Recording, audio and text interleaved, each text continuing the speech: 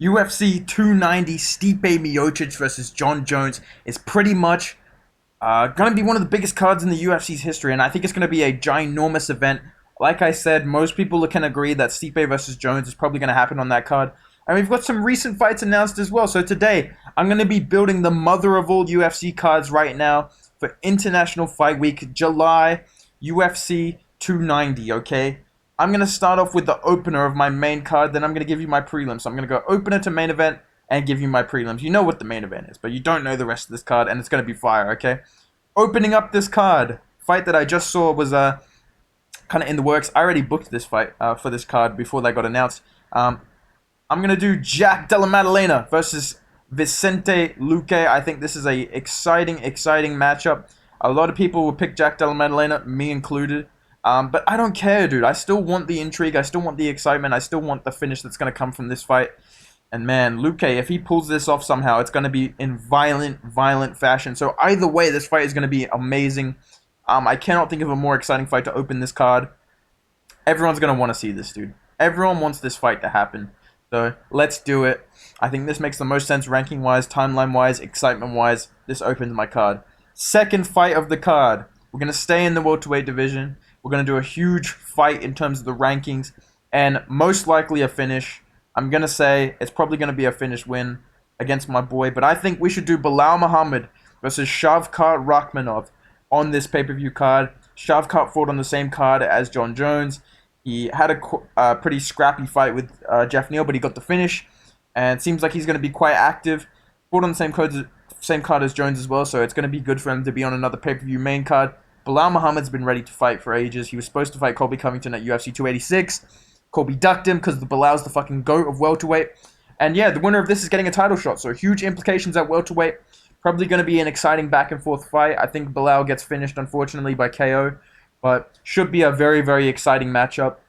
And I think the intrigue, the ranking, the fact that the winner of this is going to get a title shot, they're going to call out Colby Covington or Leon Edwards. I think it's going to be a huge deal, and it belongs on pay-per-view. Let's put it on this Jones card, okay?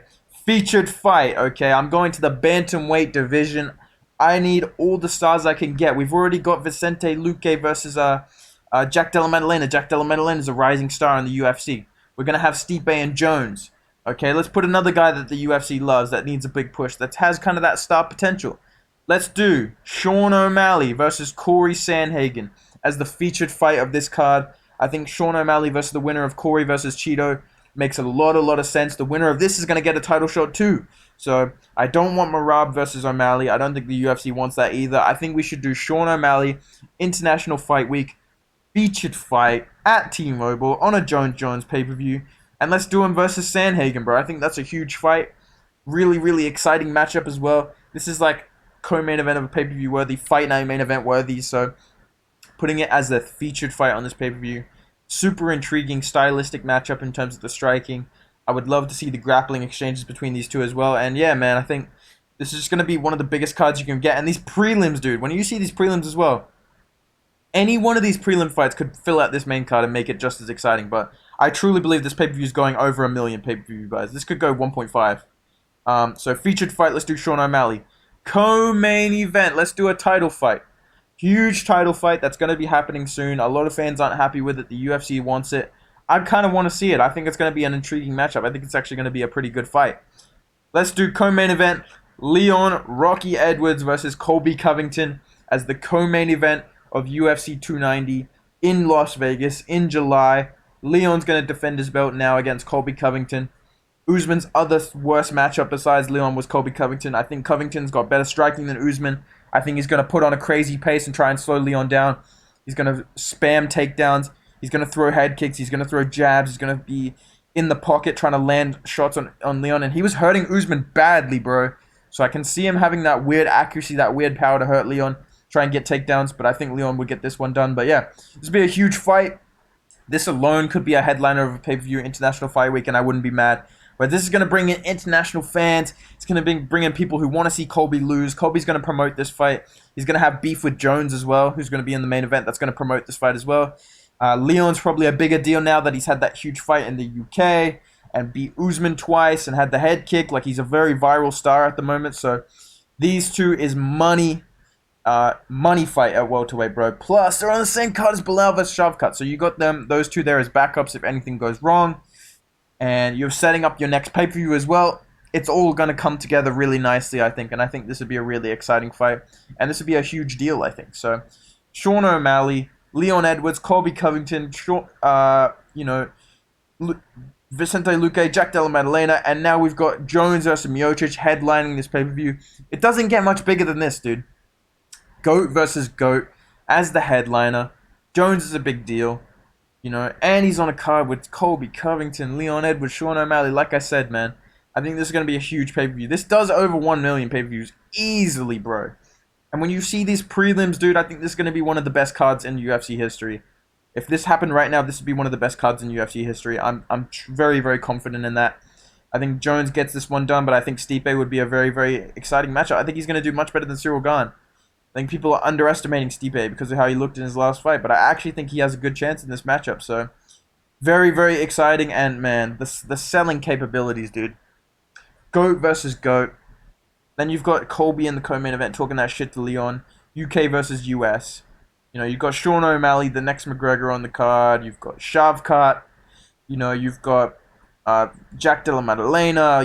Guaranteed finish in that first fight. So, yeah, huge pay-per-view main card. Now I go to my prelims, okay? And I've got 5 prelims for you. That's right, I've got 5. Usually I do 3. I've got 5 prelims for you. This is the main prelims card. Early prelims, you can put even more guys that you want on there. Maybe a Cameron Simon on the early prelims. Maybe a Raul Rosas Jr. All those type of guys could maybe happen, but I'm not worried about the early prelims. I'm on these main prelims, dude. My first prelim that I want to see, I'm going to go in the lightweight division. I'm going to do Dan Hooker versus Guram Kutateladze. I think this would be a really cool matchup. 2 strikers. I think this is a really fun matchup for Dan Hooker. He's probably going to take on someone unranked. I think that's what I would do if I was Dan Hooker. I don't want to see him fight up the rankings. And I think these prelims are going to be stacked. I've got all rankings in these prelims except for the headliner, but it'll make sense when that comes up. But yeah, I think Hooker versus Kutateladze is an exciting matchup. Haven't really seen a lot of people making this fight. I think it'd be a good matchup. Fan friendly. People love Dan Hooker. They're going to get a lot of eyes on the prelims for Dan Hooker being there. And, the hardcores are going to love Guram being booked. So, that's my prelim opener, okay? My second fight on the prelim. I'm almost more excited about these prelims than the main card, to be honest. Second prelim. We're going to go in the women's flyweight division, okay? This fight was meant to be a headliner. I'm going to put it on the prelims. That's how stacked this card is. Let's do Tyler Santos versus Erin Blanchfield. The winner's getting a title shot against Alexa Grasso or Valentina Shevchenko after they rematch. And yeah, I'm really excited. I think Erin Blanchfield belongs on a pay-per-view. She's going to be on these stacked prelims alongside all these guys underneath the Jones card. Colby Covington, Leon Edwards. Like I said, this is a huge deal. This fight week is huge. So these prelims are going to be sold out. I truly believe the arena is going to be full for these prelims if they make these prelims, dude. From fight 1 of the prelims, they're going to be full because this prelim card is a pay-per-view in itself, or a fight night, a stacked fight night in itself. So my second fight of the prelim, I'm doing Tyler Santos versus Erin Blanchfield. Very exciting matchup. Title implications. There's nothing else to say, Prelim featured fight, okay? I don't even remember what I booked, but it looks exciting. We're going to click on it. This is my prelim featured fight. We're going to do Tai Tuivasa versus Alexander Volkov in the heavyweight division. Number 5 versus number 6. Volkov coming off a KO win over Romanov. Tuivasa's coming off a loss to Sergey Pavlovich. He's a big deal. He's got his drink west. He's got his shoeies. He's going to bring in eyes. People love watching Tuivasa fight. They're going to want to see this fight. This is going to sell out the prelims early. The arena is going to be full easy. I think it's going to be a really, really cool fight, and I think this could be fireworks. I think this is a round 1 finish waiting to happen. And yeah, man, if you're doing prelims, you need heavyweights. You need heavyweight knockouts on the prelims. You need those Instagram highlights. Yeah, I think this is a really cool fight for the prelims. This is my featured fight prelim, okay? Now we're up to my co-main event and my main event of the prelims.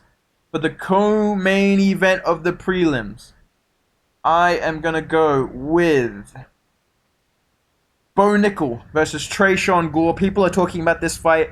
You need Bo Nickel on pay-per-view prelims. I was going to put him opening the card, but I couldn't put him over the fights that I made. I just couldn't put him above Jack Della Madalina versus Luque or Bilal versus Shavkat. I just can't do that. Those guys belong on the main card. So the second fight, second to last prelim fight, we're going to do Bo Nickel versus Tresean Gore. Okay. I think this is a really cool matchup. I think Bo Nickel gets this one done. But Tresean Gore is a lot more dangerous than Jamie Pickett, in my opinion. And I think a lot of people want to see Bo Nickel fight again. Some people want to see him lose after the way he handled the Jamie Pickett thing. And, you know, to have him on the same card as all these guys, it's going to get him all this exposure. It's going to build him up. And yeah, I think this is a really cool fight. I'm really excited to see the UFC making this. And I can't wait to see it get announced. I think it's going to be International Fight Week. It's probably going to be on this card, okay? And now, my prelim headliner, okay? My prelim headliner. I just realized that I've skipped over a fight.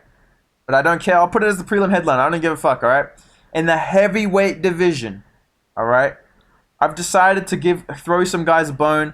I know this is going to be a round one finish. I know this is going to be an absolute war for about 30 seconds. I don't give a fuck.